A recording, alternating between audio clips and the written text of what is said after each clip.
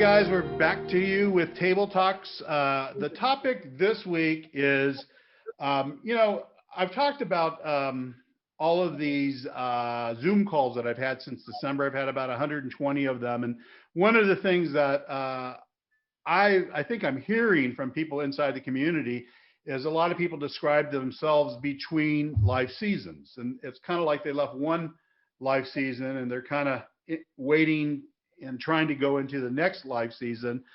And so a lot of the stories that I'm hearing are kind of these challenging seasons that they've just come out.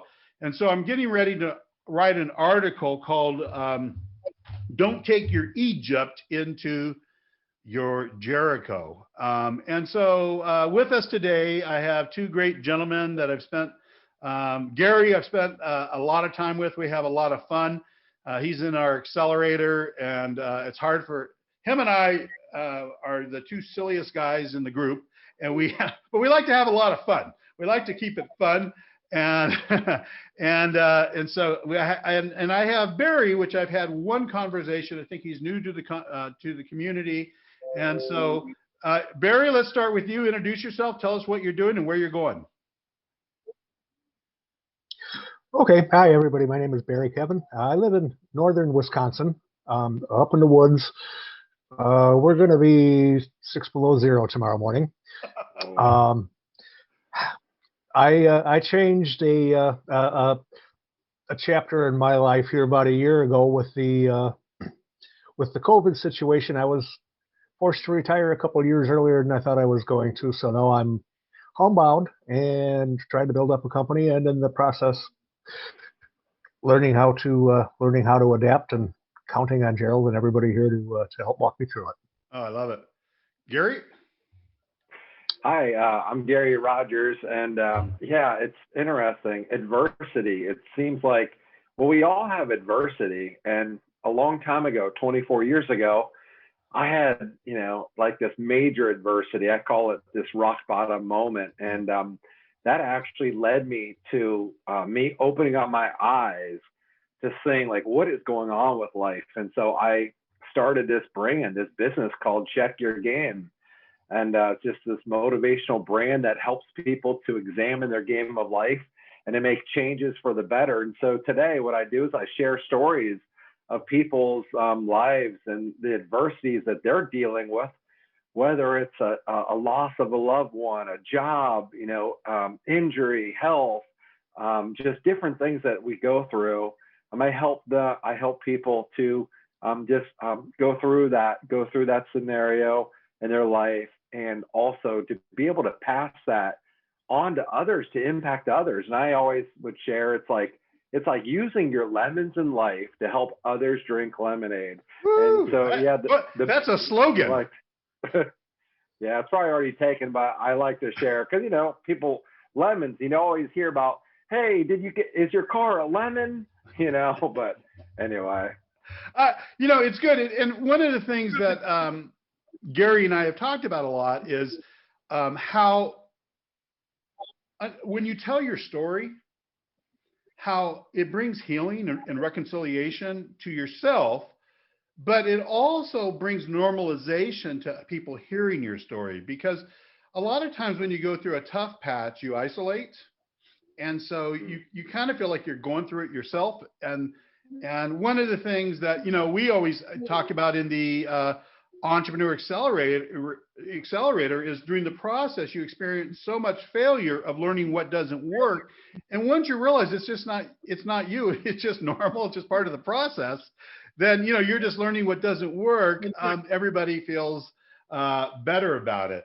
So, we've all had difficult times, difficult seasons. And, the story of, the Israelites leaving Egypt, getting freed, they had a horrible existence as slaves. God rescues them, does all these miracles for them. But that first generation never makes it, except for a couple of guys, to the promised land. And the first place on the map was Jordan. And what happened was, in Egypt, they developed a slave mentality. And even though they left Egypt, they took the mentality with them. And, a lot of us regardless of the kind of situation that you go through, there's a little bit of Egypt that gets developed. And if you try to, and the burden of that, if you try to take it up the new mountain, you'll never make it. So the first group that I want to discuss is the group that we call the setbacks. Now, the names that we've given these is kind of how people have self-described, but a lot of people have experienced some big, giant setback in life, and it's been hard to get past it. It might be a failed career. It might be a divorce late in life. It might be a death in the family. It could be like a Job, the biblical character Job experience. And what happens is, for a lot of people in the setback, that have the setback mentality, is life was going along great. They took risk. They were going at it. They felt successful. Everybody has a different kind of definition of what success is, and they felt successful. And then I just spilled a whole cup of coffee on me, but the show must go on. I suffer for all. Hopefully it was cold coffee, It was very, it cold? Not a whole lot going on. The other day I was talking to somebody, same thing happened. He says, I'm gonna go move to my living room couch and really have this comfortable Zoom call. And all of a sudden he just jumps up and he goes, hang on, Gerald.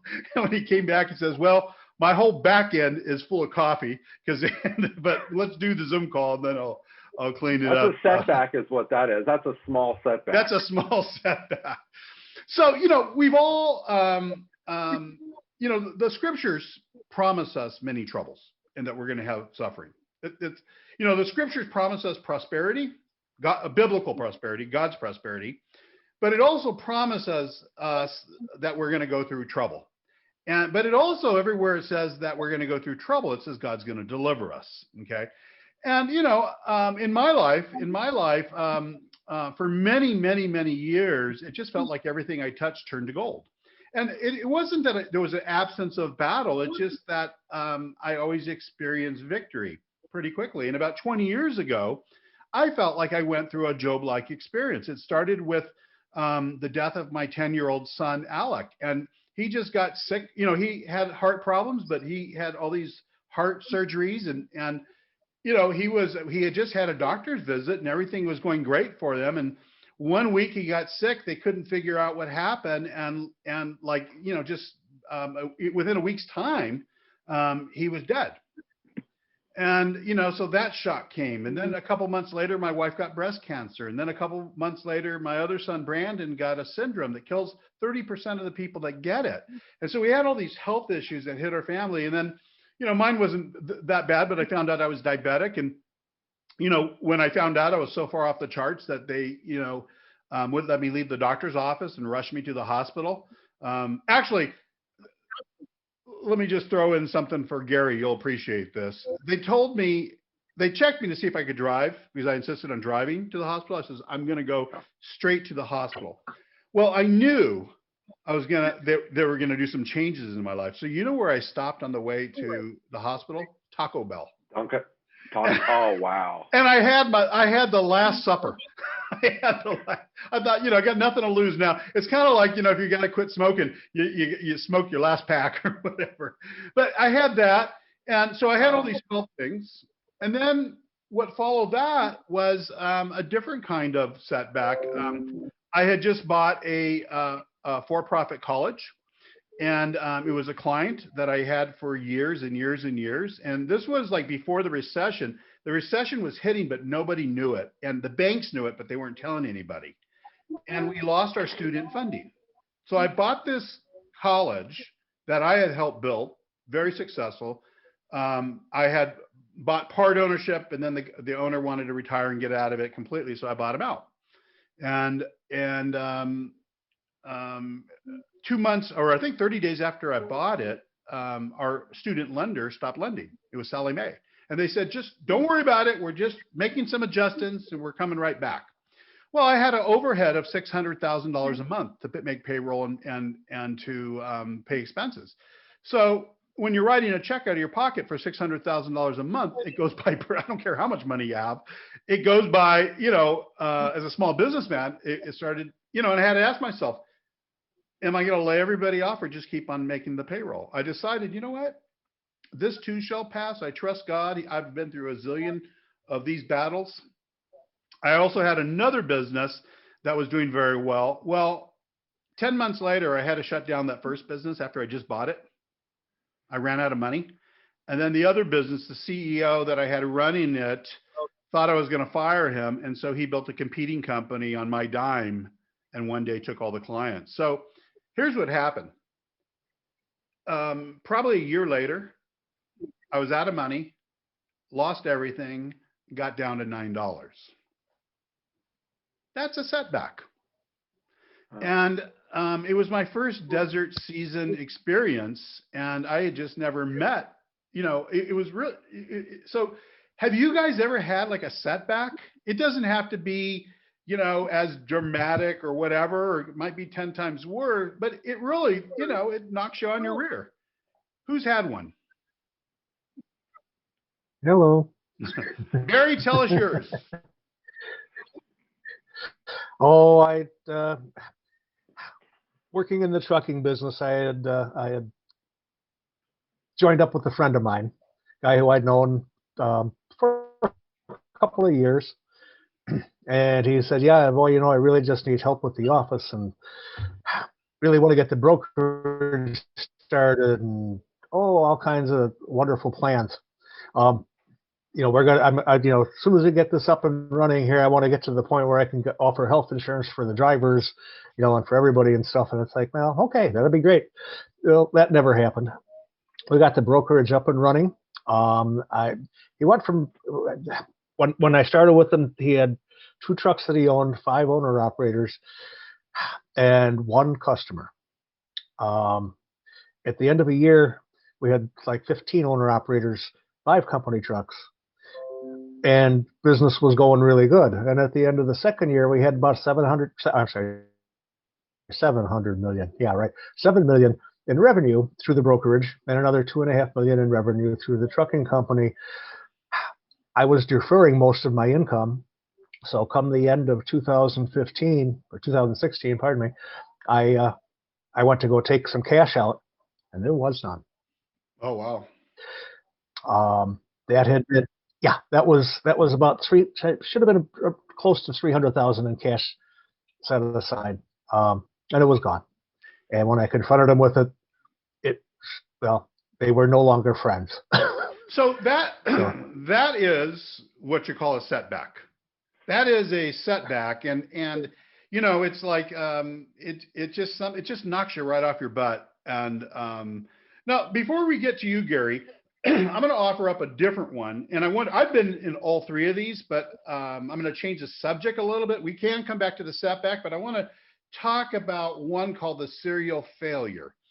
All of us have gone through a period of, I shouldn't say all of us, a lot of us have gone through a period in life when everything we try fails. And the person that goes into this mode has a lot of courage because they go after something, and it's it's in a very exciting period in life, but just nothing works out. And so, Gary, have you ever had one of those?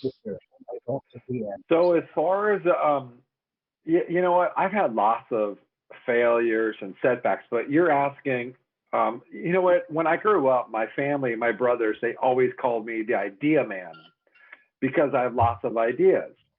And of course, I've got some ideas, but like nothing seems to be working. And so as you're sharing that, I was just thinking about one of these ideas I had, and this was one of the starts to some of my bigger changes, to my rock bottom moments. And this is what happened. It was 1997. It was in Cincinnati, and I was in an off season from playing football.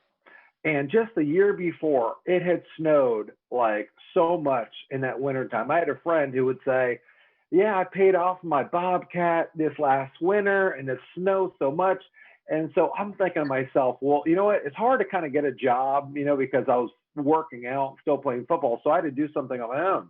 So I came up with this idea. I'm going to get an ATV and a plow, and I'm going to shovel snow. I called myself the Snow King. It said, when the snow starts to fall, give Snow King a call. And I had these flyers I put around the community. And I'll tell you what, with my luck, I have lots of ideas. Nothing seems to be working out, but this is just another one. I mean, it hasn't snowed in Cincinnati. And it's like, I guess in January, finally, they say on the news, the snow is 100%. Now, by the way, I don't use 100% to anything other than I'm going to heaven. That's 100%. But everything else, I don't use that number because that means it's just a given. Well, the next morning, now I didn't have a cell phone. It was all about the news. I was already my Toyota. I was hooked up with the with the trailer, with the ATV, with the snowplow. I mean, it looked good. The Snow King was ready to make money. I'm not sure where I was going, but I was ready. And so that next morning, I woke up and I looked outside, and I'm not even kidding. The snow couldn't even fill the cracks. I mean, I couldn't even practice with my ATV. And so, you know what I ended up doing? I ended up selling it back to the same dealership that I bought it from. I think I lost $1,000. And it was just another idea that didn't work. And that was just kind of the start of some more things that went downhill. But that's one of those setbacks. There's what I see is there's four basic seasons that people can have. One's a setback. The second is the serial failure. When you're in it, my first year was like that. My first year in business, I made no money. It was horrible. And I was trying all these different things and just nothing would work. And, there weren't accelerators, there weren't business coaches that you could buy books. And if you got lucky enough and you knew somebody, they would share what they knew with you. And that was a horrible, I mean, I was brave. I went out, I started a business. I worked day and night. At night, I drove a diesel truck. I could have came and worked for you, Barry. But my dad was the owner operator with a couple of trucks. So that's the kind of family I grew up in. And but the third one, I want to talk about there's 4 stages. The third one is the person that's the realist. And so you have the person that has this dramatic setback. You have the person that goes through this season of failure where they feel like a loser. I mean, when you're in it, you feel like a serial loser. God doesn't think you're a loser. He doesn't make losers, but it sure feels like you're a loser. The third one is the realist. This is somebody, we all know somebody who plays it safe. They never take any risk. They never leave the boat and step out into the water. They never went after, they let the girl of their dreams get away. They had the idea, but they were too chicken to start the business. They never went after the career that they wanted. This person their pain is different because they're filled with regrets. And they're wondering, like they missed it. They're pregnant with a God-planted dream, but they don't have the courage to go after it. And a lot of times they'll say, well, I'm a good steward of my resources. And they play it safe. They take no risk. And then the fourth group that I hear from, I don't hear a lot from this group, but I would say probably 5, maybe 10% of our community is this group that I would call the successful. Everything's going good. Life is great. They have nothing but great things to tell. Business is great, career is great, family is great, marriage is great. It's almost sickening. It's so great. But then they tell you they're really guilty. They're afraid to tell anybody this because life's so great that they're unfulfilled. And no matter what they buy the new house, they trade in the old wife for the trophy wife. I shouldn't have said that. But they try to fill their life with stuff and they're unfulfilled and they feel like they don't get any slack from everybody else because everybody else is like, you shouldn't complain. You have everything. But they feel like their life doesn't have meaning. Now, these are 4 different life seasons, and they seem like the 4 big ones. The first 3 are what I see. And one thing I want to get into a little bit is really understanding true identity. And there's three images of identity. The first is the projected image. This is how we want others to see us. It's kind of like the Instagram. It's like somebody's taking all these amazing pictures, but it's not really their life. And so there's that idea of how we want others and what we say. But then there's actually the perceived image, and this is how people really see us. They see past all this stuff that we're trying to project. And then there's the actual image of who I really am. And that is the image from God's life. Now, before we move on, I want to read something that I think is true.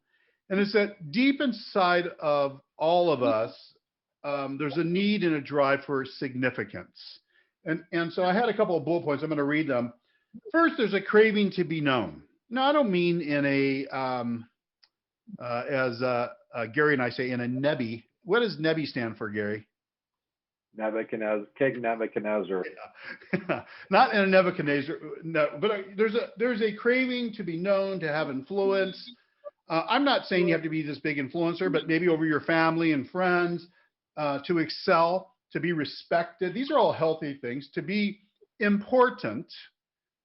It's, I want to be important as a husband. I want to be important as a father. I want to be important as an employer. I'm not talking about some other type of importance. I want to be acknowledged. I want to have a name. I want to leave a legacy. I want my family, friends and family to say, boy, one thing about that Jerry, he did this or that, or he was loving. You could always count on him for, we want to live this, and we fear this shallow existence. And what happens is when in our previous life season, when we've gone through this, there's a huge identity crisis because we've allowed our identities to be created by our circumstances. So a lot of times, when you're going through a tough time, you got to really be careful who you tell. If you're going to tell somebody, make sure you tell someone that's going to build you up, not somebody that's going to tear you down. When Job went through his experience, he brought, his friends, and at first they sat and listened, right? They're very polite and all that. But then what happened? Guys, what did his friends do to Job? Turned on him. They're like, what do you do? Did you do something bad? Did you? Yeah, they're questioning Job. Why do you think people do that?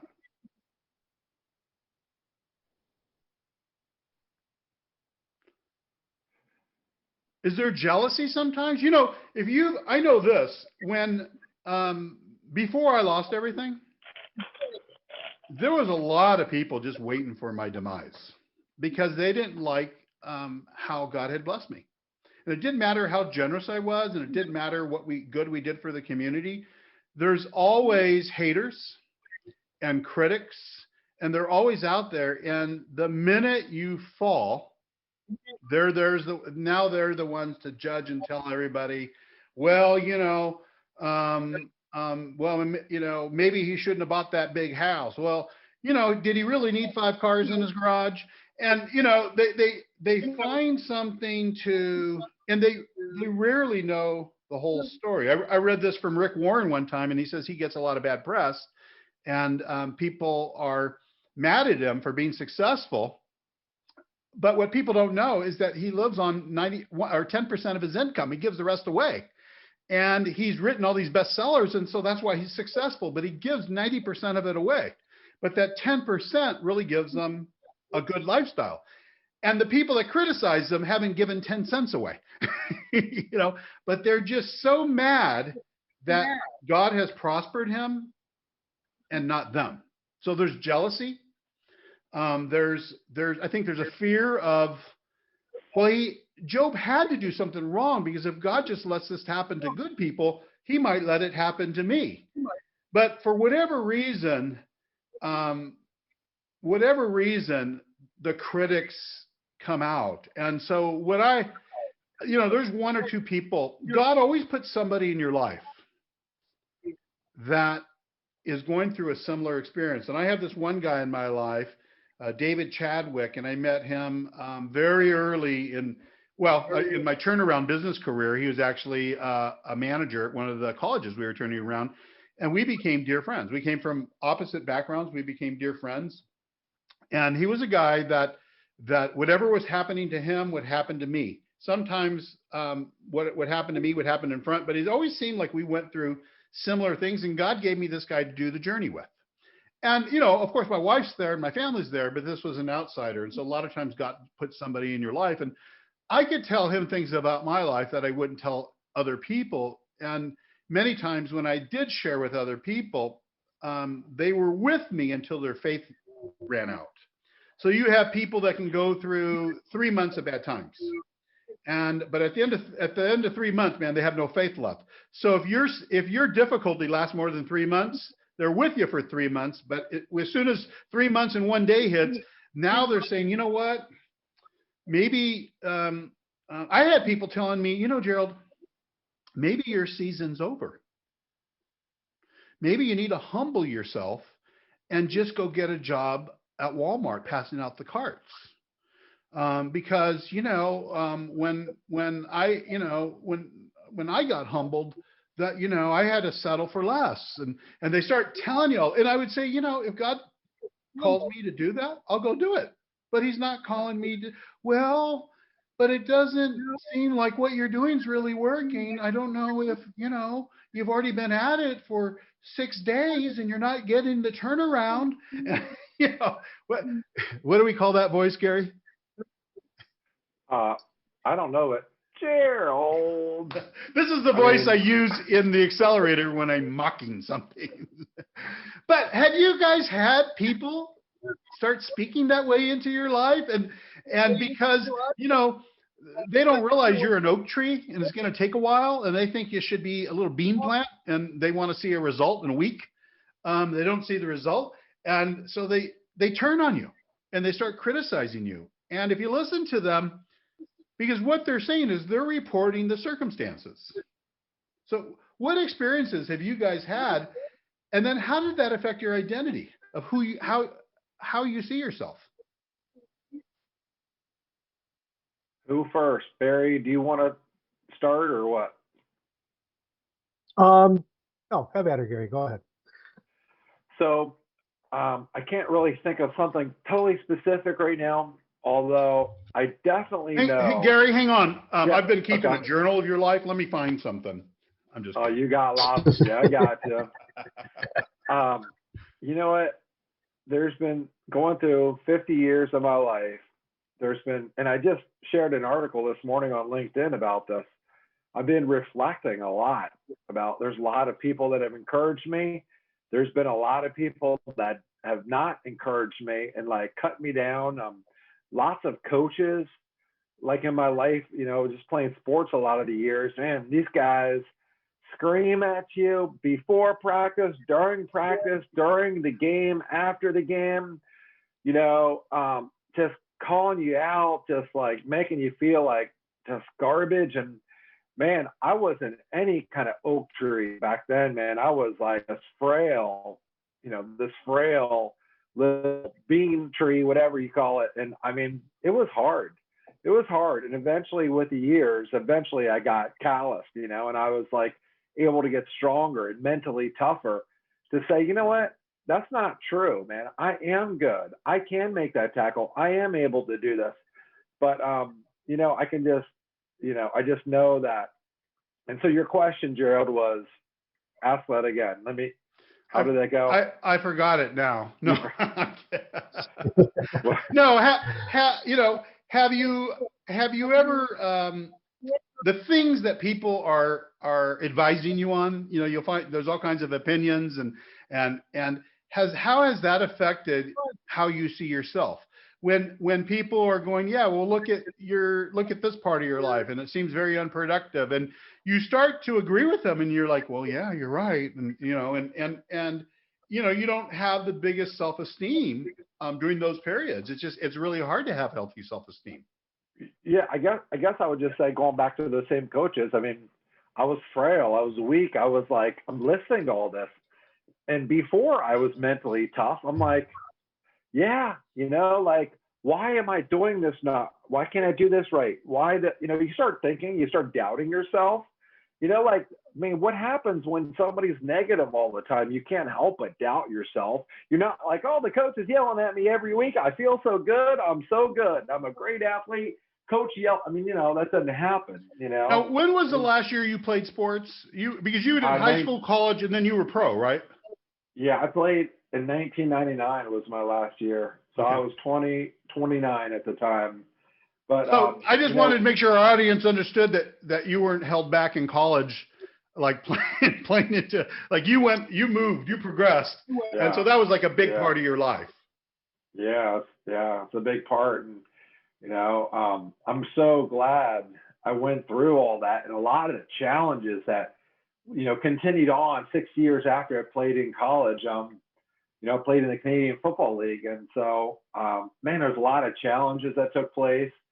And my So rock did the bottom coach's moment. voice ever affect did the coach's voice, or just people in life outside of sports, has people's opinions of what you're going through ever reduced your self-esteem? Oh yeah, absolutely. When people aren't encouraging you, I don't care who you are. Most people, your self-esteem does not work good for you. It's like, it's going to get lower. I don't care how strong you are, what kind of personality you are. It's got to get it lower. So I think that's just how we were made, right? And good coaches, the Apostle Paul was an excellent coach. I mean, he penned most of the New Testament, and that guy obviously went through some tough times. I mean, he penned the New Testament, most of the New Testament, when he was sitting in prison. So, and he took beatings, and so he went through a lot of crap that most of us aren't going to have to go through. And when he was writing these, he had no idea that this Bible was going to be produced, that all of us, was going to be the best-selling book ever, and people were going to be reading it. He had no idea. But he always encouraged first, and then he always exposed something. He always exposed the problem, and then he always educated, and then he eradicated, because he doesn't want to just do all motivation, because he'll if you're failing, he'll just motivate you into more failure. And then lastly, he never forgot to continue with the motivation. And my golf coaches, there's one named Smoothie. He was like that. He was when I not that I'm any good now, but I was really, really bad. And, he said, you got a great athletic swing. And he was, very encouraging, but he exposed something. He says, but, here's what you're doing wrong. And then he took the time to educate me, and in a way that I could understand it. I've had a lot of coaches try to educate me, but I don't really understand what they're talking about.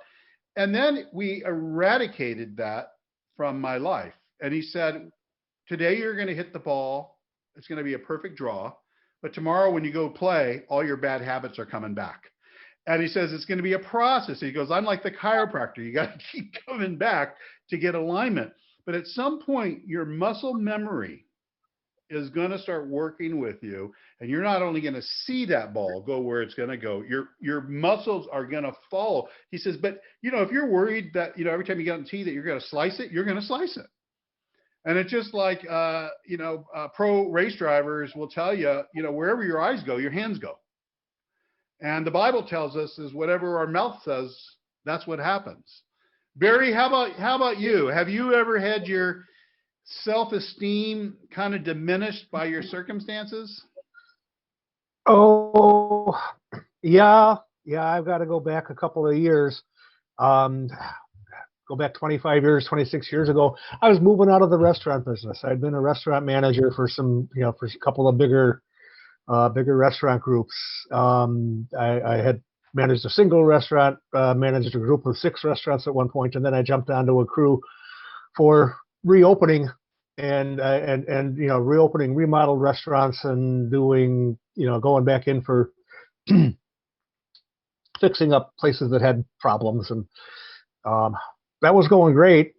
But after I was doing that for 20 some years, and it was really starting to burn me out. I didn't like being gone on the road a lot. My wife and kids weren't real thrilled with me being gone a lot. A lot of things were just going on, and I was getting, I was getting burned out in the business, and I needed to make a change. And it took me about 2 years to find the change into the trucking and transportation business. But while I was going through that burnout and knowing that I had to leave what I was doing, I felt slightly smaller than an amoeba. I had been doing very well with it, and I was really enjoying it. But at some point in time, it just snapped at me, and it's like, I don't want to do this anymore. I do the same thing in different cities and go home, and I don't know, I want to stay home. So I had to find myself a new way. And it took me 2 years to get good at what I was, to even learn what I was supposed to be doing. There was probably a, I was just going to say, it was probably like a 4-year drought there. Where my self-esteem was dropping for 2 years, and then it took me 2 years to start getting her built back up. It was a tough time. For some people, their last season, everything worked out. But I always tell them, I says, well, we're in 1 to 3 stages in life. You're in a crisis. You've just come out of a crisis, or everything's looking fantastic, and you're getting ready to go right into one, because that's kind of that's a cycle of life. And it's like, I guess it would be like that in Wisconsin. Well, it hasn't snowed. Well, hang out. It's going to snow, and we're going to get some snow. But Gerald, can I add something? Yes. So you're talking about, so you're either in a crisis, you're coming out of a crisis, or you're doing good and a crisis is on its way. Right. So here's the deal.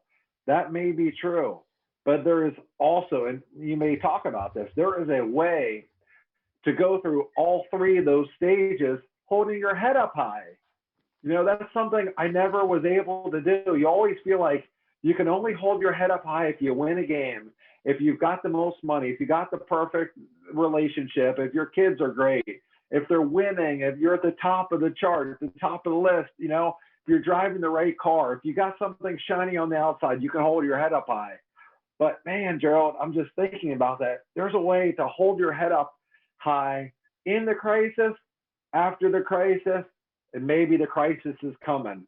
And that's exciting to me, because it's only through a relationship that I have with Jesus, that right. is able to help me with that. In Psalms 34, it says, the righteous cry out, and the Lord hears them. He delivers them from all their troubles. It doesn't say some, it says all. It says, the Lord is close to the brokenhearted, and he saves those who are crushed in spirit. The righteous person may have many troubles, but then it goes on to say, but the Lord delivers them from them all. When I hit my desert season, I had to come to an understanding. This was kind of a new experience with God. I mean, I had a lot of battles, but they were shorter battles, and then came the victory. So I might have a 6-month battle or a 4-month, but I always ended up on top. Deuteronomy 28, the first 14 verses were my life. This time, and my faith was God's going to rescue me. But it wasn't around, and he did, but it wasn't around my how and my when. And so, I started going, God, how could you let this happen? And, of course, Satan's really quick to chime in, and he's got a whole list. He's got the whole journal of everything you've ever done wrong. And he starts, putting you in remembrance of those things, and your self-esteem goes down. When you don't know who you are, then everything you do will be an effort to try to make yourself into something. You create your own identity. But your identity isn't found in what you do. It's found in who God says you are. So there's nothing you can do to ever change your identity, because your identity is already established as a believer. So it's not about trying to manage who you were. It's about learning to live out who you become. And it's when you realize who you are, then you realize that you were behaving below your nature or living short of your potential in many cases. So Gary, one, you're absolutely right. What I realized going through my desert season and reading a lot of books is I found out that most successful people had had one of these desert seasons. They've had one or two really big ones in life. And one guy described it. He says, there's no doubt that the enemy had a plot to destroy you. In John 10:10, Jesus says, the thief comes only to kill, steal, and destroy, but I have come that you would have an abundant life. And, when you're suffering, you could say, well, Lord, you could have fooled me, when everything's going bad. But one thing I discovered is anytime the enemy has a plot, Satan or God has a plan. He already, from before he created the universe, he knew what he was going to do with you. He knew about every event, and he already had it worked out. And one of the things that I learned is that in this process of understanding what's going on in the desert season, God uses this season to teach you it's where you learn and where you get prepared for the next mountain that you're climbing. When you're in it, it's hard to see it. There's a refreshing period that comes in between, and it really comes by going into the Word of God and seeing who God says you are. And there's a bunch of I'm going to read this, and it's going to be in the blog, but I just want to read a couple of these. Because, and there's a scripture, I'm not going to say the scriptures, it's too many, but it's when you want to go into the Word and you want to find out who you are, here's a few of them. I am God's child. I am forgiven from all my sins and washed in the blood. I'm a new creature. I'm the temple of the Holy Spirit. I'm redeemed from the curse of the law. I am strong in the Lord. I am holy and without blame before him. I'm accepted in Christ. I'm blessed. I'm a saint. I'm qualified to share in his inheritance. I'm the head, not the tail. I am above only and not beneath. I'm victorious. I'm dead to sin. I'm elect. I'm loved. I am loved with everlasting love. I am established to the very end. I'm set free. I'm crucified with Christ. I'm alive with Christ. I'm raised up with Christ and seated in heavenly places with Christ. I'm his faithful follower. I'm the light of the world. I'm the salt of the earth. I'm called by God. I'm brought near the blood of Christ. There's a bunch more, but when you start to realize your identity, you could say, I am because of what Christ did. I have all my needs met by God according to his glorious riches in Jesus Christ. This one sounds odd, but I have the mind of Christ. If you don't believe me, go look it up. 1 Corinthians 2:16. I have everlasting life. I have a guaranteed inheritance. I have abundant life. I have overcome the world. I have the peace of God, which passes understanding.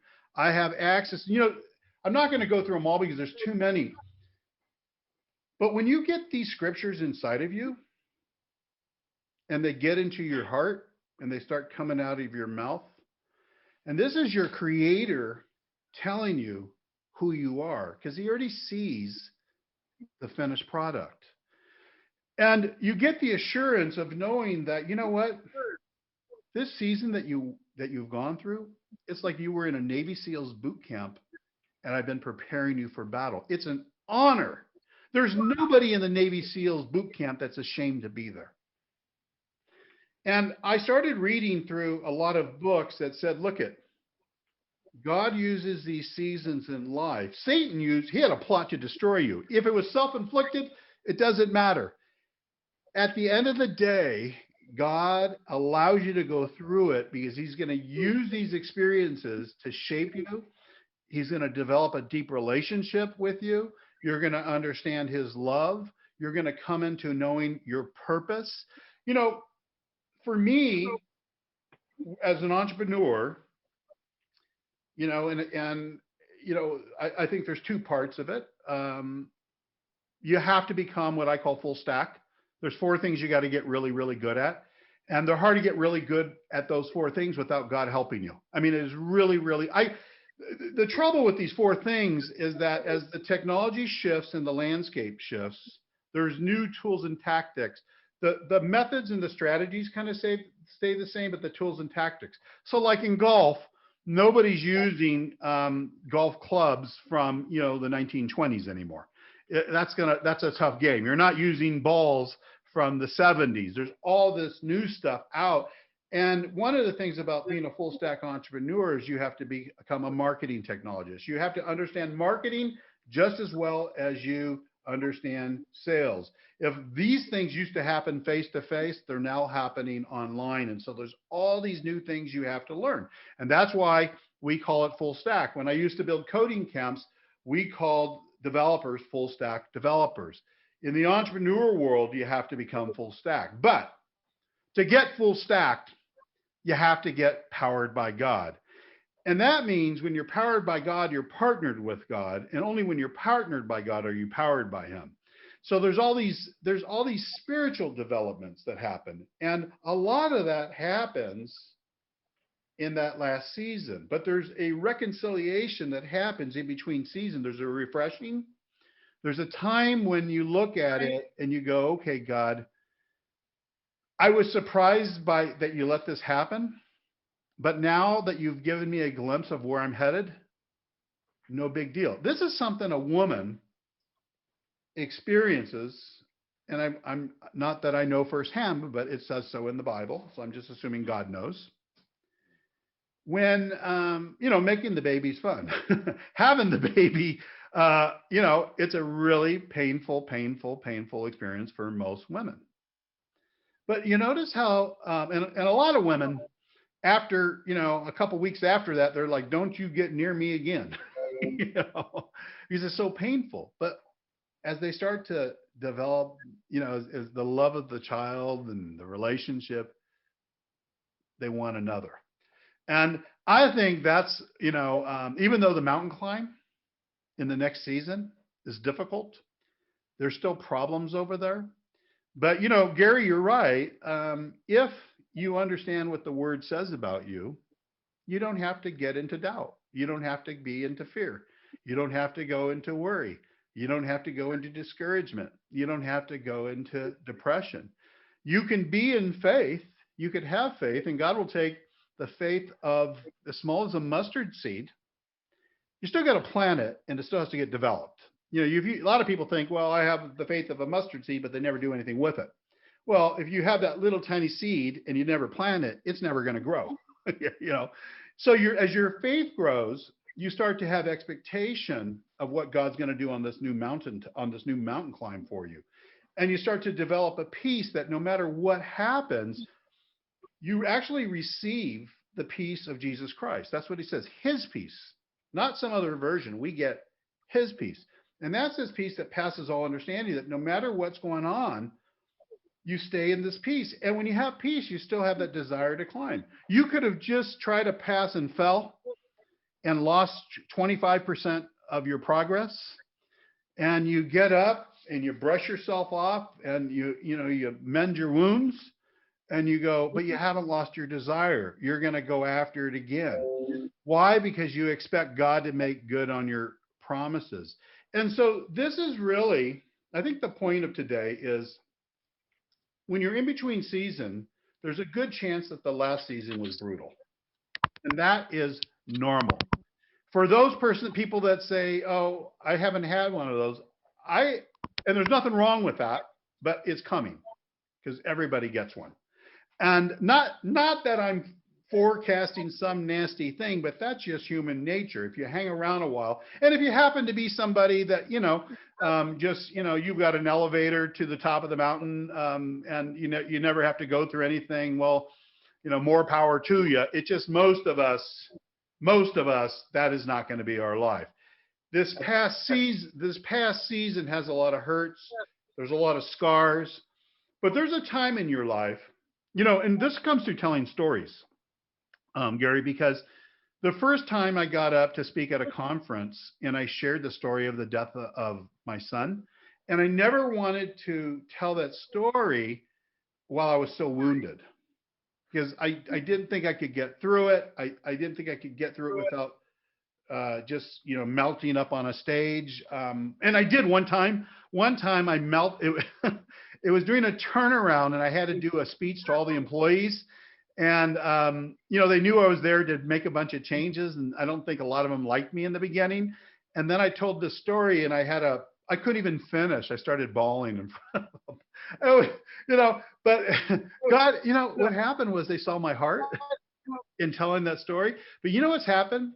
I've told my story so many times now. When I'm telling it, I'm speaking into the pain into other people's lives. And what I'm sharing, one of the things God told me on the morning of my son's celebration service, I was feeling sorry for myself because we had going, and I had no idea all these other new bad things were going to happen.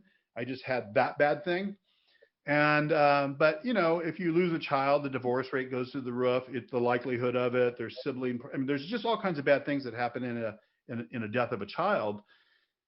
And what God told me, I've never had him speak. It wasn't audibly, but I've never had him speak so loud into my life. I was in the shower, and he says, Gerald, he may have said Gary, he may have said Jerry, he may have said it that way. I'm not sure.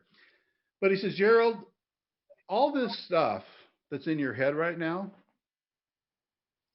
you're not going to find any of that in my word. Your son didn't die. He graduated. He's right here with me. He's more alive today than he ever was. And he doesn't want to come back. I just asked him. What our advice to you is get your work done so you can graduate too. And I'm telling you guys, that changed something in me. When I was in the desert, and I knew better than to build my house there, I pitched a tent there for a little while.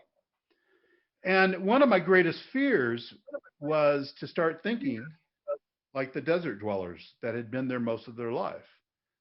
Small thinking, let's just settle. I've learned, a lot of them have stopped thinking big because it was just so full of disappointment. It was easy just, we're in a survival mode. We can't think about thriving right now. And I says, Lord, never, please don't let my thinking get that way. But I developed an empathy for people in that stage in life that I'd never had before. And I made a commitment to God. I says, listen, I'm going to do my best to not spend an extra day in this desert season that's self-inflicted.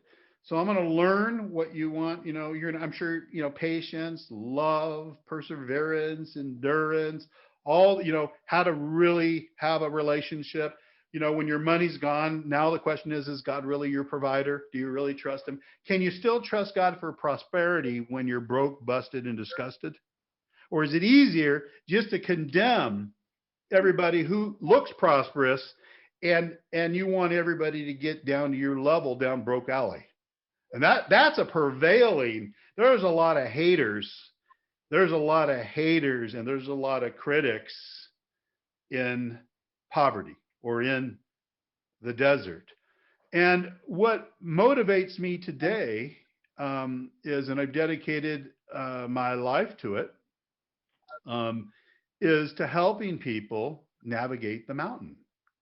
Whether it's an entrepreneurial mountain or it's just, but they're going after God's purpose. And I understand that the center of everything, it's not the four things alone that you have to get really good at as an entrepreneur. Those are important, but for most people, you'll never even get them. You'll never even get them without God's grace. I share this all the time in the accelerator. I'm 59 years old. I've been at this 36 years. There's a bunch of stuff I had to learn last year that I thought I'd never have to learn. But buyer journey has changed. And so like a lot of it is when we moved from LA, where we had a very large volunteer group and I had full camera crew and editors and all these different people for events. And when we went 100% online and I moved to Arizona, which is where we're building our dream house, I realized I was going to lose a lot of my crew. And so I made a proclamation to my son. I said, Brandon, Papa, this was at the end of 2019. I says, Papa is going to learn everything that we do. I'm going to learn how to do it. Now, I'm not going to keep on doing it forever. I'm going to hire people to do it, but I'm going to learn how to do everything. I'm going to learn how to shoot multi-camera with no one behind the cameras. I'm going to learn how to edit. I'm going to learn the newest marketing technologies. I'm going to learn how to build a learning platform. I'm going to learn, every year you have to learn this stuff, but I was taking on stuff like a lot of the technology stuff that I didn't want, that I've always paid people to do. I've always had great websites. I've always redone them 3-4 times a year, but I've always just paid other people to do them. I know what I want, but I've never had to build them myself. The whole CanaGlobal website I built single-handedly. I didn't get any help on that. Every video in there I built. You can't do that without God's help. This isn't a Nebi moment. This isn't a Nebuchadnezzar moment where I'm bragging. I'm bragging, but I'm not bragging on me. I'm bragging on God, because he's given me, I can't count the times when I've been stuck learning all these new things. And I was like, man, I just don't get it. I don't get how I'm going to do this. And you're kind of in the cloud of the mountain climb. And I just remembered, well, everything I've learned before, it's all about know-how. If you know how, then you'll be making a lot of money. If you don't know how, then you're not making money. So you have to, in order to know how, you have to learn how, and you have to trust the learning process. And so what I would tell, all of you out there is that, these two guys, I've gotten to know Gary really, really well, and Barry, I'm just starting to learn about, but they both shared things that we won't talk about here, but they've gone through some stuff. These are weathered generals, and they may, in the early days, maybe they wet their pants the first time, they heard a bullet go off, but they've learned they've had bombs go off all around them in life. And they're two people with a lot of hope that believe that God did this before and he's going to do it again. He's not going to just leave me right where he's at. And all these things I don't know, and all these things I don't understand, and all these things even about my past that I don't understand. Sometimes you have to say, Lord, I don't understand why you let me go through this, or why but nevertheless, I trust you. I know you had my best interest, even when I've done self-inflicted things. You got to remember that when you're a believer, every past sin is forgiven, every present sin is forgiven, and every future sin is forgiven. That's why the Bible says you're the righteousness of God in Jesus Christ. Every time you keep bringing up sin, what you're really saying is, Jesus, what you did on the cross wasn't good enough. I created the one sin that wasn't good enough. Would you mind going back and getting mauled on the cross? Because I can't get out of this law mentality that I'm in. And I'm trying to earn my way instead of just accepting the grace. When we get to this place of grace, you'll become refreshed. You'll have true identity. There's still a bunch of stuff you have to learn, but it's going to come a lot easier. And God prepared you through that last season, whether it was no fault of your own or it was all your fault. It doesn't matter. So guys, what would be your final words to those people that are watching that are probably between life seasons? You might be right there yourself. You may not be speaking from some mountaintop. Most of us, even when you've made it, you still go climb another. What would you say? And Barry, we'll start with you. Well, this too will pass. I love that. But it'll pass quicker if you work it. Oh, that's good. That's good. So there's a part you got to do. Yeah. So if we're good learners, one of the things with being a good learner is not defending your position. A lot of people who settle, there's a lot of people that settle. All they want to do is defend their settling. And so even though God has created this amazing life for them, they are like, no, that's just too much. I've learned do you have any manna? I know you made steak and lobster, but I've gotten used to manna. Do you have any manna? I've just got, I don't want to raise my expectations because, maybe you won't come through the way I want it in my timing, and I'll be disappointed again. Gary, what would you say? Well, I guess it depends the audience. There's two people. There's one that have put their faith in Jesus, and the other they haven't. So it's yes or no. But so for those who have, I would say get to know him, continue getting to know him through reading the Bible and praying, memorizing verses, being obedient, right? Just don't talk the talk. You know, you got to have obedience. And then for the second group who does not have this faith, I would say the foundation of everything that you're sharing, Gerald, is really about this faith in the creator of this universe. And if you don't have this faith with that, then how can you even want to listen? How can you have the faith to want to get strength and to be able to even go through life? So I think the foundational thing is really getting to know God better and developing that relationship.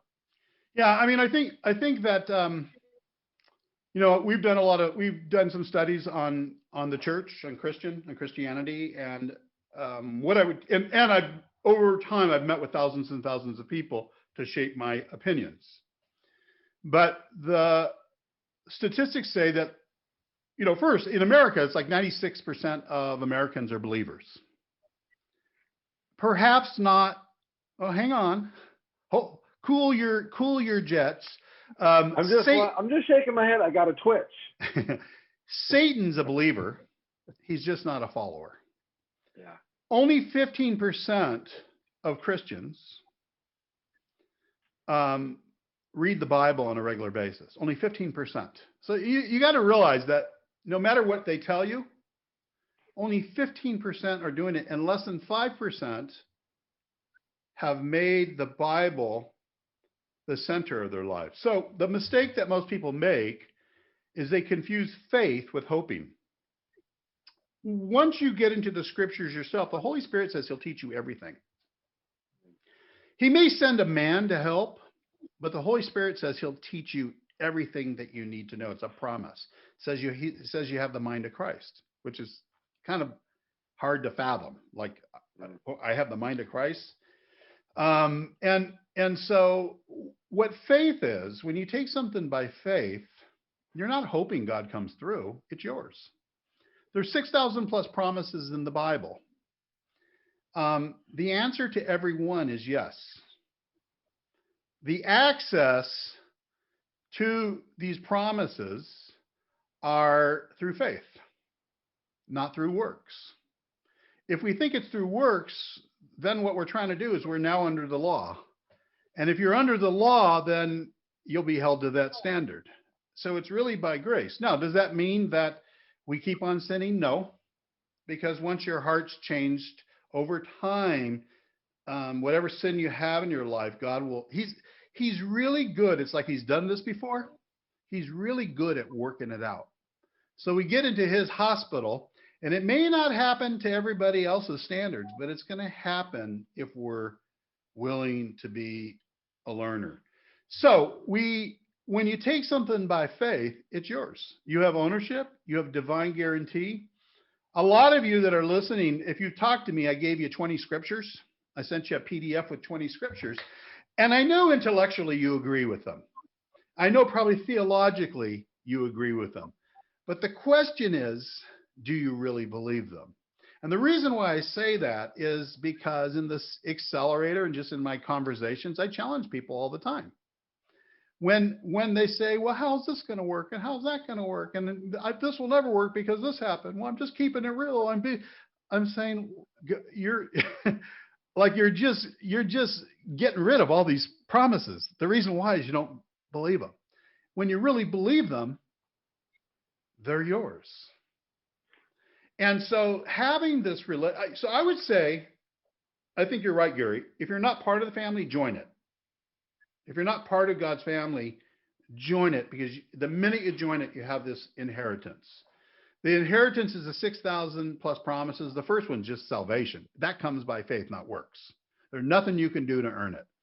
But a lot of us, after we got the first thing, we're trying to earn everything else ourselves. Now, God, obedience is something that, you know, as you learn it, it's just you're doing what's good for you. You know, you have one thing of poison and you have one thing that's good for you. You start choosing life. But a lot of times, this thing that's going to kill you, you don't know it, or you've just done it for so long that it's just a habit, and it takes a while.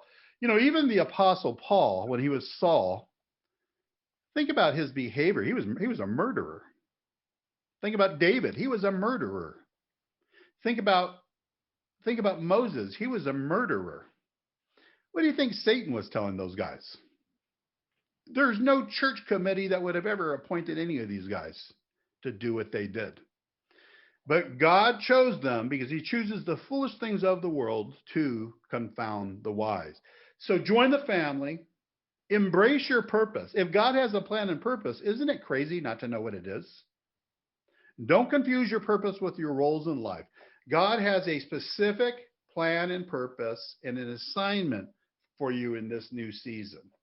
And it doesn't mean you have to go be a missionary. What it does mean is the salt and the light have to leave the salt shaker.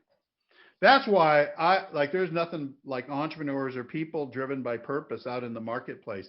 Because what we're doing is we're taking the salt and the light into the marketplace. And that's exactly what the first century church did. They were, Abraham, Isaac, and Jacob were entrepreneurs.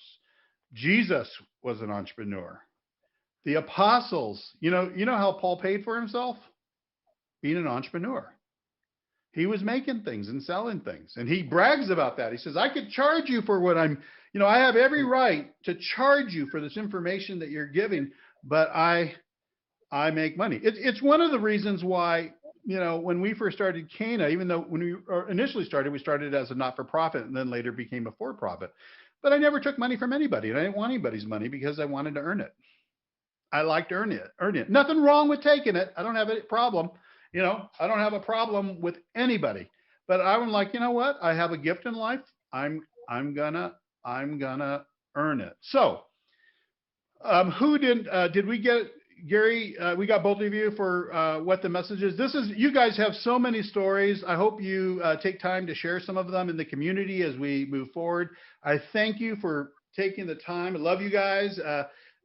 Barry, not in a weird way. Yeah. I love your personality. For the minute I met you, I thought, I like him. He's just a regular guy and he keeps it real. And the same thing with, Gary is, he's a joy in my life. Every Wednesday, we meet in the accelerator and he triggers my sense of humor. He triggers me. He says things, he has looks, he does things, and that's certainly what he brings to the community. So I hope you guys in the community love this. We love you, and you have a great week.